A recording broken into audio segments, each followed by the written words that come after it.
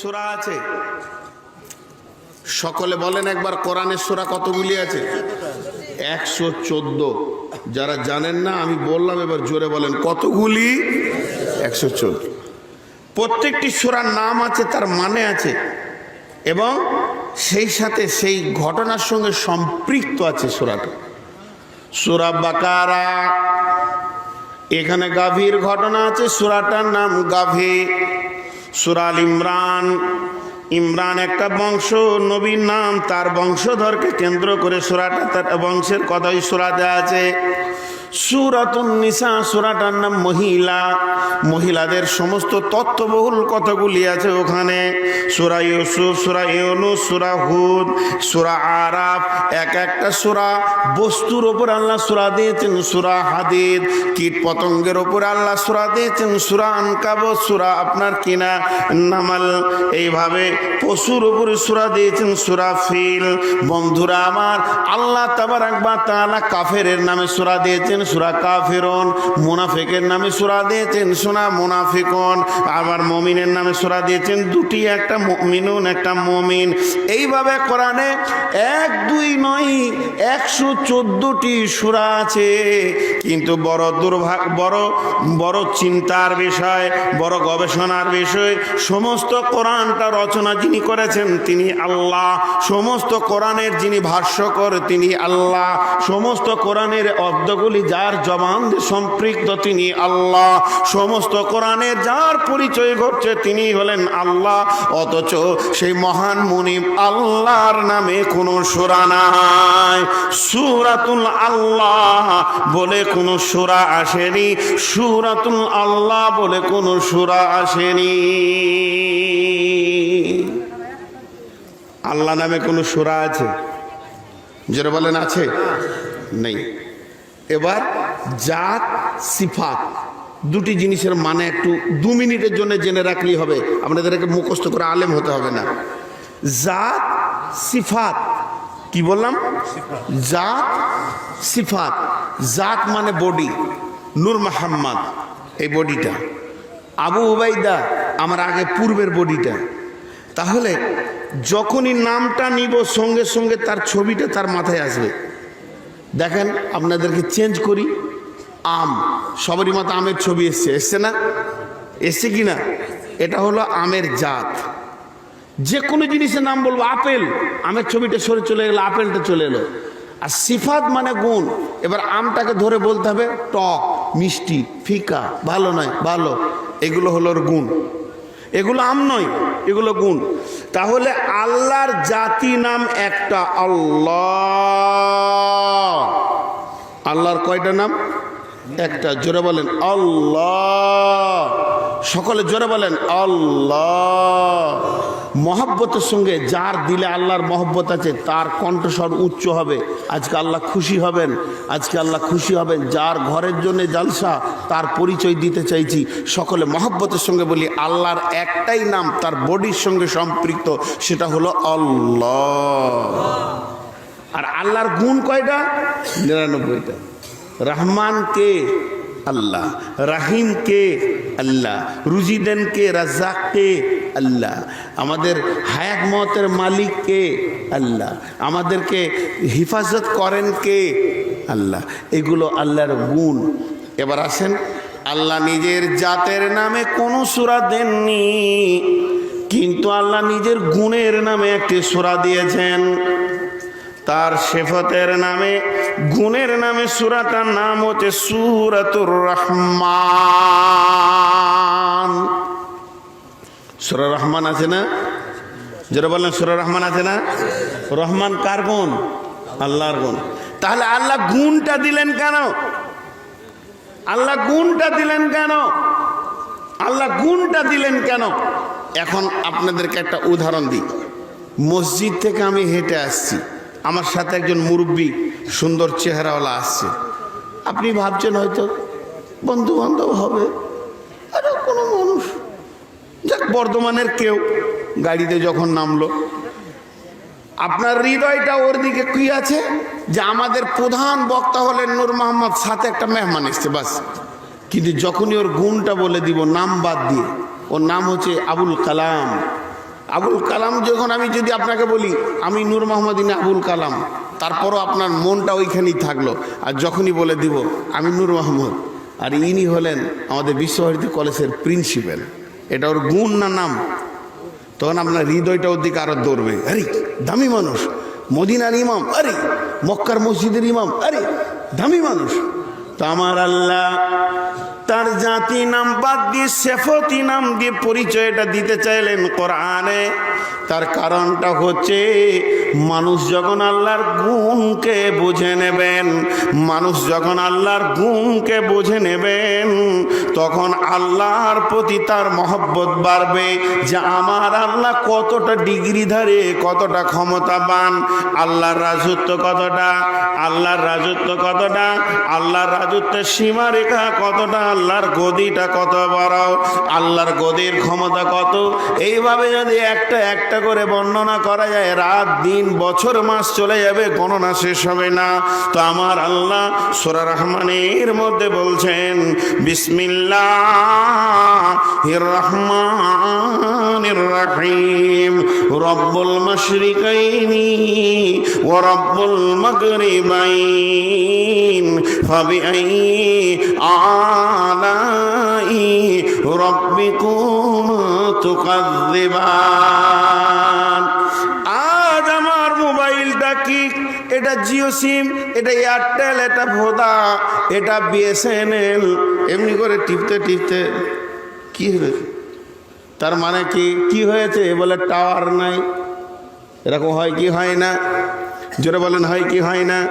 মোবাইলে টাওয়ার নাই, mobile busy আছে, দুইটা অপশন মোবাইলে খারাপ, hello busy, hello busy, hello busy, আর টাওয়ার নাই। এখানে নেটওয়ার্ক নাই, পাওয়া যাবে না, আপনি চলে যান মার্কেটে, নেটওয়ার্ক পাবেন। আমার আল্লাহ বলছেন আমার নেটওয়ার্ক কত দূর দেখ, দুই উদীয়মান সূর্য যেখানে উঠছে আর যেখানে সূর্য ডুবছে, দুই উদীয়মান এবং দুই অস্তিত্বমান সূর্য উঠা ডোবা পর্যন্ত রব্বুল মাশরিকাইনি ও রব্বুল মাগরিবাইন, এত বড় আমার পরিধি টাওয়ারের।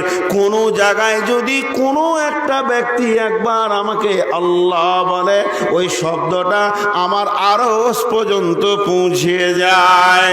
অতএব শুনেলে মোবাইলে বিজি অপশন আছে, একটা কম্পিউটার, একটা টাওয়ারের নিচে একটা কম্পিউটার একসঙ্গে 60,000 মোবাইলকে সে সার্কুলার দিতে পারে। যখনই একটা বেশি ঢুকতে যাবে সঙ্গে সঙ্গে বিজি দেখাবে। আমি কার সঙ্গে কথা বলছি, আপনারটা আর আমার মোবাইলে ঢোকাতে পারবেন না যতক্ষণ পর্যন্ত তাকে না কাটবো। আর আমার আল্লাহ বলছে আমার কাছে বিজি বলে কিছুই নাই, তুই আমার সঙ্গে কথা বল, আমার সঙ্গে কান আল্লাহ আমাকে দাও। এ আল্লাহ আমার অসুবিধা হয়েছে, আমি আপনার কাছে মাল চাইতে রয়েছি। একই সঙ্গে আমেরিকার একজন ঝরঝর করে কাঁদছে, আর একই সঙ্গে বাংলাদেশের একজন কাঁদছে। আমি সারা পৃথিবীর সব একই সঙ্গে শুনতে পাই আর জবাব দিতে পারে। আমার নাম আল্লাহ।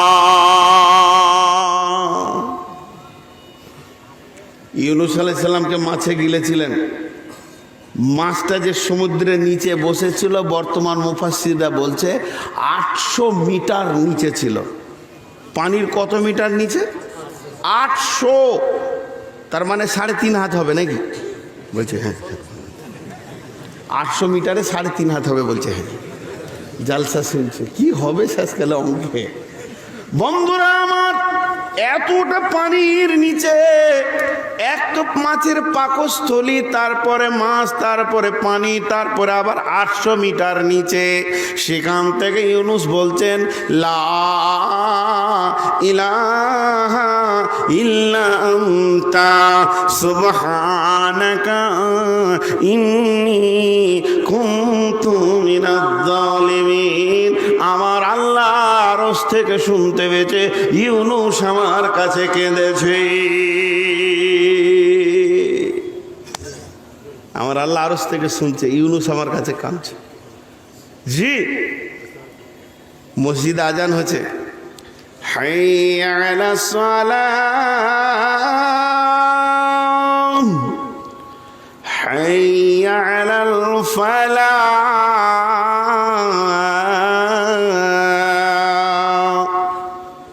বর্তমান জামানার উপরে বাংলায় আজানটা দিচ্ছে, আয় তোরা নামাজে আয়, জগন্নাথপুর এলাকার লোক তারা মসজিদে আয়, আমার অফিসে আয়, আয় তোরা বিপদে পড়েছিস, এনআরসি চাপ পড়েছে, এই অফিসে ঢুকে যায়, এনআরসি লাগবে না। এদিকে আল্লাহ ডাকছে, আয় আমি তোদের সমস্ত কামিয়াবি দিয়ে দিব, কোনো জায়গায় তোদেরকে আটকাতে পারবে না। তখন একজন সাইকেল নিয়ে ভালুকার দিকে দৌড়ছে, ভাই নামাজ পড়ে যা, মাথা খারাপ সালা, আমার বাপের আকার নাই, ওর বাপের নামে আকার নাই, নিয়ে দৌড়ছে। আল্লাহ বলছে আরো দর, আরো দর। ডেকেছে সেরা মাদশা, পৃথিবীর শাহিনশাহ ডেকেছে, কুলিল্লাহুম্মা মালিকাল মুলকি তুতিল মুলকা মান তাশা।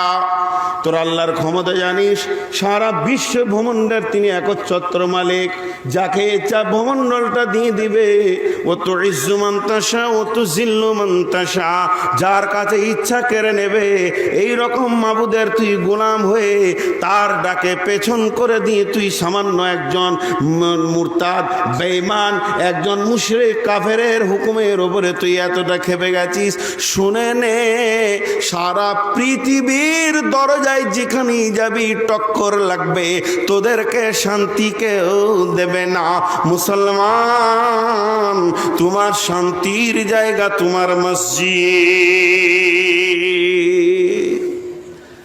মসজিদ ছেড়েছ, পেরেশানি বেড়েছে। জি, তোমার মাবুদের কত ক্ষমতা তুমি জানো না, তিনি কত বড় ক্ষমতাবান। জি, সকলে মহব্বতের সঙ্গে বলে, যার মহব্বত আছে কণ্ঠস্বর উঁচু করে বলবেন, আজকে আল্লাহর পরিচয় দিয়েছে, আলহামদুলিল্লাহি রাব্বিল আলামিন। জোরে বলেন আলহামদু, জোরে বলেন আলহামদুলিল্লাহি রাব্বিল আলামিন। শুধু এই আয়াতটা যদি তর্জমা করা হয় তো ফজরের আজান হয়ে যাবে। একটা আলহামদু মানে সমস্ত প্রশংসা, সমস্ত প্রশংসা, যার উপরে আর কোনো প্রশংসা হয় না। যত গুণ, যত ভালো গুণ, যত ক্ষমতা, যত কক্ষিগত, যত আপনার কিনা উদ্দীপনার প্রেরণা, সমস্ত কিছুর মালিককে, সমস্ত প্রশংসার মালিককে। লিল্লাহ, আলহামদুলিল্লাহ, তিনি হলেন সমস্ত প্রশংসার দাবিদার। তিনি কেন দাবিদার? তিনি হলেন রব্বিল আলামিন, সমস্ত পৃথিবীকে পালনেওয়ালা। আল্লাহ সমস্ত পৃথিবীকে পালনেওয়ালা কিনা? যেটা বলেন। এবার দেখেন, জগন্নাথপুর কমিটি 6টা বক্তা করেছে, কথার কথা বলছি, 6টা বক্তা, 6টাই বক্তা এসছে। আমি বলছি গরম পানি খাবো, ঠান্ডা পানি খাই না। আর একটা বক্তা বলছে আমাকে দুধ লাগবে, আর একটা বলছে দুধ চা হলে ভালো হয়, আর একটা বক্তা বলছে রুটি খাবো, ভাত খাবো না, মাছ মাংস কিছু খাবো না, সবজি করে। আর যে বলছে দেশি মুরগি ছাড়া খায় না। 6টা বক্তা 6 রকম যদি বলে দেয়, তারা সামনে কিছু না বলে রাস্তায় এসে বলবে ঘাস খাগা রে সালারা, তোদের কপালে ছাঁটে সালা, তোদের জ্বালাই পড়েছি নাকি? বলবে কি বলবে না? আরে হ্যাঁ না বলেন, বলবে। আপনার বাড়িতে যদি বিয়ে বাড়ি হয় আর যদি মেহমানরা আলাদা আলাদা খাবার রুচ করে তো আপনিও বিরক্ত হয়ে যাবে। কিন্তু আমার আল্লাহ বলছে, দেখ, আদিমে জমিন সুফুরা ইলমে উস্ত, চে দুশ্মনে বাড়ি খাঁচ লাগে রে দস্ত। এই পৃথিবীটা আমার দস্তরখানা, যতগুলি মাখলুক পৃথিবীর মাটিতে মুখটাকে ঠেকাবে সকলের জন্য রুজি রয়েছে। কচি কচি ঘাস আমি হরিণের রন্যে রেখেছি, গরুর জন্য রেখেছি, মাতা আল্লাকুম ওলিয়ান আমিকুম, তোদের জন্য এবং তোদের চতুষ্পদ প্রাণীর জন্য রয়েছে। বাঘের জন্য হরিণ রয়েছে, আবার ময়ূরের জন্য সাপ রয়েছে, সাপের জন্য ব্যাঙ রয়েছে। বন্ধুরা আমার, সারা পৃথিবীর একই দস্তরখানাতে সমস্ত মাখলুকের খাবার আমি একা ডেলিভারি দিই। আমার আল্লাহ বলছেন শুধু তাই নয়, আম আম আম একটা ফলের নাম বললাম, কিন্তু ওই ফলটার একই স্বাদ নয়। কোনো আমটা টক বেশি, কোনোটা টক কম, কোনোটা ফেকা, কোনোটা আপনার মিষ্টি। আল্লাহ রাব্বুল আলামিন বলছেন, এত রকম আমি কেন সম্ভার খাবারের টেবিলে রেখেছি? আমার বান্দাদের ভিতরে কেউ বেশি টক ভালোবাসবে, মুখে একটু জ্বর এসেছে, ওর জন্য আমাকে টকের ব্যবস্থা রাখতে হবে, এর জন্য আমি দিয়েছি। বুবুরা বেশি টক খাবে, ন্যাংরা গুটি তোমরা চোষো। আর যারা মিষ্টি খাবে তারা ন্যাংরা খাও, ফজলি খেলে চাবিয়ে খাও। বিভিন্ন রকম রেখে দিয়েছি। আমার মেহমান খেয়ে যাবে, দস্তরখানাতে নাই খাবার, এ কথা আমি আল্লাহ বলতে দেব না। শুধু আমের ওপরে নয়, এইভাবে বিভিন্ন প্রাণী বিভিন্ন রকম খায়। আমি আল্লাহ প্রত্যেকেরই মুখে প্রতিদিন রুজি পৌঁছিয়ে দিই। তোর যদি 250 গ্রাম চাল খাবি মানুষ, তোর ভিতরে বিবেক বিবেচনা বলে নাই।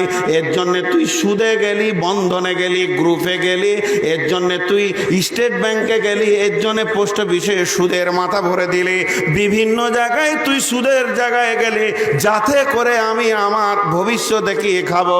একবার ভেবে দেখ, কয়েকশো বিলিয়ন কোটি কুকুর আছে, তাদের খাবারটাকে পৌঁছায়। পৃথিবীর এমন কোনো মানুষ নাই তাদের জন্য খাবার বরাদ্দ করে।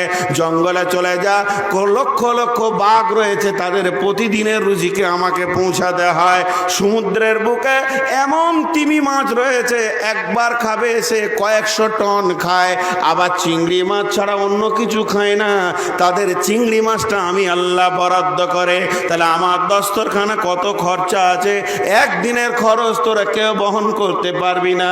আমি হলাম রব্বিল আলামিন, সারা পৃথিবীকে আমি পালনেওয়ালা। কোটি কোটি পিপুলিকা রয়েছে, তোর বাড়িতে রয়েছে, এলাকায় রয়েছে, মাঠে রয়েছে, তাদেরকেও আমি রুজি দিয়ে দিই, তার হায়াতটা মত পর্যন্ত আমি নিয়ে চলে যাই। মানুষ খালি তোরই বিবেকে ঢুকেছে, সুদের ব্যবসা না করবে, জুয়া না খেলবে, রাহাজানি না করবে, তাহলে না খেয়ে মরে যাবে। ভাইয়ের জমিকে, বোনের জমিকে যদি দাবিয়ে না নিবি তো মরে যাবে। একবার ভেবে দেখ, এতগুলি প্রাণী পৃথিবীর বুকে বিচরণ করছে, তাদের কোনো অসুবিধা নাই। আর একটা ভেবে দেখেছেন কে?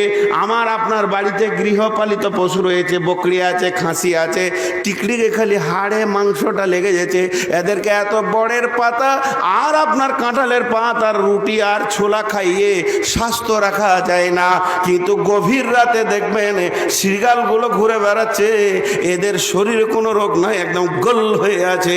এদের কে মালিক আছে? কে এদের প্রতিদিনের খাবারটা এদের কাছে পৌঁছে দেয়? শ্বেত ভাল্লুক আছে, প্রতিদিন একে আপনার কিনা 1 থেকে 1.5 মণ কাঁচা মাছ লাগে, এবং সেই মাছগুলো বরফের ভিতর থেকে তারা টেনে বার করে তাদের কাঁটাকে আলাদা করে মাছগুলোকে খায়। এদেরকে প্রতিদিন 1.5 থেকে 1.5 মণ, 1 থেকে 1.5 মণ খাবার মাছ আমি আল্লাহ পৌঁছে দিই। 250 মাছ কিনতে গিয়ে তুই 4 বার এইবারে অন্যায়ভাবে নিয়ে ফেলিস, আর আমি আল্লাহ এদেরকে প্রতিদিন 1.5 মণ করে মাছ খাওয়ায়। তাহলে আমি আল্লাহ পৃথিবীকে পালনেওয়ালা। খালি বেঈমানি করেছিস তোরা, মানুষে বেঈমানি করেছে, আল্লাহ খেতে দিতে পারবে না, এই জন্য বন্ধন আর সুদে গিয়ে নেমে পড়েছে। জি ভাই, কথা আপনাদের বুঝে আসছে? আরে হ্যাঁ না বলেন? দর্জি দিয়েছে, দর্জি, দর্জি কাপড় সেলাই করাদেরকে কি বলেন? দর্জি, দর্জি বলে টেলার্স। হ্যাঁ, দেখেন এখানে হাতওয়ালা চেয়ার চেয়েছি, এখনো পাই নাই। এটা যদি আল্লাহর হতো চট করে চলে আসতো। মানুষের কাছে আশা করে সব জিনিস পাওয়া যাবে না, একটা বক্তাকে একটা হাতওয়ালা চেয়ার দিতে পারেনি। আর আমার আল্লাহ সারা বিশ্বকে কন্ট্রোল করছে। তো ডেলিভারি দর্জিকে যে জামা প্যান্ট কাটতে দিয়েছেন, বলছে আজকে ক তারিখ? বলে 17 তারিখ। বলে ভাই 25 তারিখে আমার শালার বিয়ে। দাঁড়ান দাঁড়ান দাঁড়ান, কোনো টেনশন নেই, চুপ করে বসে। আচ্ছা, এবার কথা অন্যদিকে যেতে, সব মাথা কেটে যাবে বায়ানের। আমি যা করছি করতে দেন। 25 তারিখে আমার শালার বিয়ে। টেলার্সকে বলছে যে জামা প্যান্ট কাটতে দিলাম, ভাই দিয়েন তো শালার বিয়েতে। ও যে তুই 23 তারিখে নিলিস। ও তো খুশি হয়ে গেছে, আরে শালার নতুন জামা পরে শালার বিয়েতে যাব। 23 তারিখে গিয়ে দেখছে দরজায় তালা মারা, শালা না আসেইনি। ডেলিভারি ডেট ফেল হয়ে গেল। হলে কি হলো না? 24 তারিখে যদি যেছে তো বলছে বোতাম লাগানো হয়নি। বোতাম লাগানো হয়নি, নয় প্যান্ট কাটিয়ে নি শালা। হ্যাঁ, পৃথিবীতে যত ডেলিভারি ডেট আছে, কাঠ মিস্ত্রি, গ্রিল মিস্ত্রি, এই মিস্ত্রি ও মিস্ত্রি ঠিক টাইমে ডেলিভারি দিতে পারে। রাজমিস্ত্রিকে যদি বলা হয়, ভারে বড় ভাই এই ঘরটা যে বানাবো কতদিনে তুই ঢুকাবি, টাকা মালের অভাব হবে না, 6 মাসে ঢুকিয়ে দেবো, 6 বছরে আপনার রাতার বেড়ে ছেড়ে দেব। আমার আল্লাহ বলছে, দেখ যদি একটা ভালো ইঞ্জিনিয়ার নিয়ে আসা হয়, হুন্ডা কোম্পানির ইঞ্জিনিয়ার, সেই হুন্ডা কোম্পানির হুন্ডা গাড়ি, সে একদম বিশেষজ্ঞ ইঞ্জিনিয়ার, তাকে কোম্পানি ইঞ্জিনিয়ার বানিয়েছে। এবার যদি ওই ইঞ্জিনিয়ারকে নিয়ে আসার পর একসঙ্গে 6টা গাড়িকে খুলে দেওয়া হয়, দেখেন এটা কিন্তু আর আমি ওই চেয়ারটাই নিব না, এটা একবার অন্যায় হচ্ছে। জি না, এইগুলোই খারাপ। একটা মুরব্বীর কাছ থেকে টেনে নিয়ে এসে আমাকে দিচ্ছেন, শালা বলি ভুল করলাম, আমি একটা উদাহরণ দিলাম তো ওইটাকে জোর করে নিই। আপনি তো বলছেন আল্লাহ পৌঁছে দিবে, আপনি বললেন না এখানে।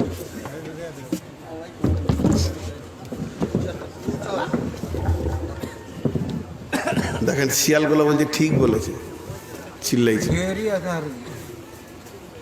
আচ্ছা আপনাদের বিরক্ত লাগছে নাকি? লাগবে কেন ভাইয়েরা আমার? ডেলিভারি ডেটটা দেখেন, কোনো মিস্ত্রি ঠিক টাইমে ডেলিভারি দিতে পারছে না। এবার আমার আল্লাহর কুদরত দেখেন, আজকে বর্তমানে এই নভেম্বরের 17 তারিখে সারা পৃথিবীতে মনে করেন 5 লক্ষ মেয়ের পেটে বাচ্চা আছে।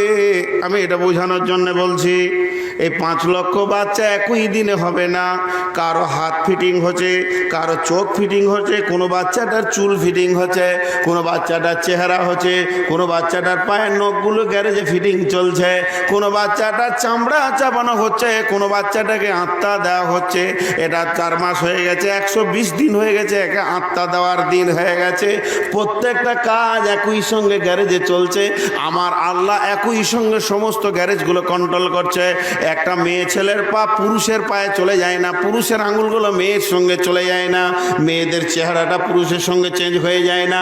শুধুমাত্র এটা মানুষের বললাম, এইভাবে গাধার আছে, ঘোড়ার আছে, এইভাবে গরুর পেটে বাচ্চা চলছে।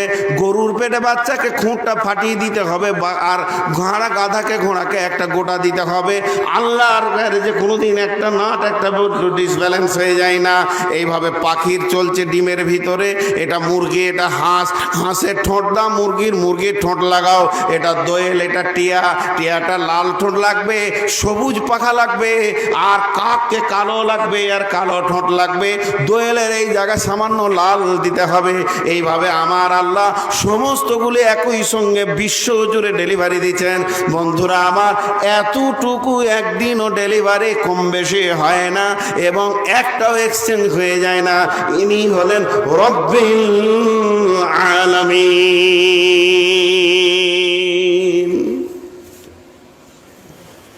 আল্লাহর ক্ষমতা সম্পর্কে আমাদের জ্ঞানই নেই। জি, আল্লাহর ক্ষমতা সম্পর্কে আমাদের জ্ঞানই নেই।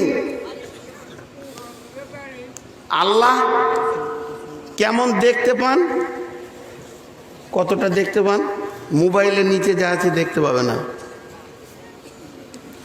আল্লাহ কতটা শুনতে পান, ভাইরা আমার, সেই হাদিসের কথা, বুখারীর হাদিসের কথা আপনাদেরকে শোনাচ্ছি, কান করে শোনেন। এটা ট্রেস দিয়ে বলবো আল্লাহর দৃষ্টি শক্তি, শ্রবণ শক্তি কতটা তীক্ষ্ণ। একবার মন দিয়ে শোনেন এবং আপনার মেমোরি চিপসে নিয়ে নেন। আমার আল্লাহ বলেন, আমাবস্যা রাত্রিটা কালো অন্ধকার এবং পাথরটা কালো, ব্ল্যাক স্টোন, একদম কালো কুচকুচে পাথর। তাহলে 2টা কালো, 1 নম্বর হলো রাতটা কালো, দ্বিতীয় হলো পাথরটি কালো। নাম্বার 3, পিপুলিকাটাও ছোট্ট মতো, সেও কালো। তাহলে 3 নম্বর কালো হলো।